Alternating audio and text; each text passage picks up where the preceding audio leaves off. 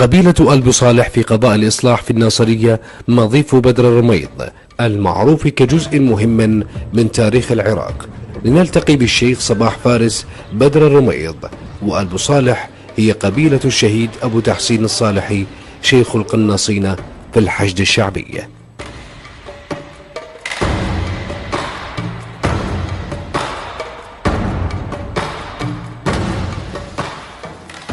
قبيلتنا هي قبيلة البصالح اللي المركز الرئيسي مثل ما يقولون بيت الرئاسة بقضاء الإصلاح، اللي هذا مضيف بدر الرميض اللي يجمع كافة أبناء قبيلة البصالح المتواجدة على نهر النصري، اللي الإنجليز إجوا وبنوا قلعة يسمونها قلعة الفتحي، وبعدين البصالح بقيادة بدر الرميض هجم عليهم وفلش القلعة وسماها، قال شو اسم هاي القلعة؟ سموها الإنجليز، قال سموها قلعة الفتحي، قال لا هذه قلعة النصري، فلذلك سموا هذا النهر نهر النصري اللي عليه الرميض وأبناء قبيلة البصالح، وهذا مضيف بدر. المرجع الديني بذاك الوقت السيد محمد تقي الشيرازي الله يقدس روح الجنة أرسل وفود إلى زعماء القبائل. من ضمن الشخصية اللي اجت تفاوض بدر الرميض هو السيد محمد سعيد الحبوبي اللي متوفي سنة 1916 الله يرحمه. اجى فقال له يا أبو حسن، يقصد بدر الرميض، أنا أوفدنا إليك المرجع، وهي رسالة من المرجع ينادي بالجهاد مقاتلة الإنجليز والتوجه إلى الشعيبة. قرأ الرسالة عند كاتب قال له ملا حسين، قرأ الرسالة قال صار وألف صار بأي يوم؟ قال له باليوم الفلاني.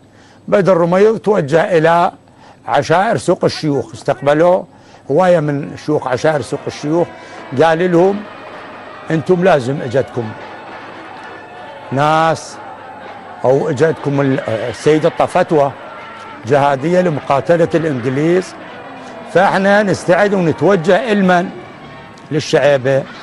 توجهوا للشعيبة باليوم الفلاني وقاتلوا الإنجليز وصار ما صار.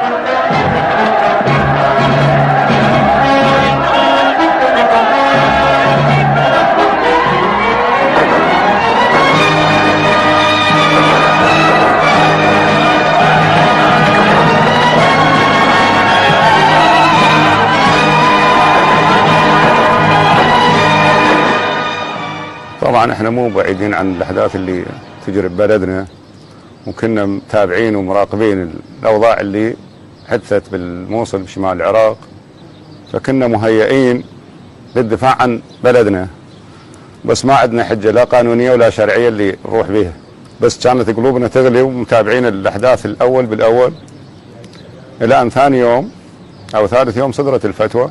فراسا جتني الفكره هاي ان اشكل لواء مو فوج، لواء بدر الرميض، اطلقت عليه لواء بدر الرميض، وبلغنا عشائر البصالح، جمعت يمكن خلال اقل من ساعه، تحركنا بينا 500 600 سياره طبعا مسلحه، رجال مسلحه.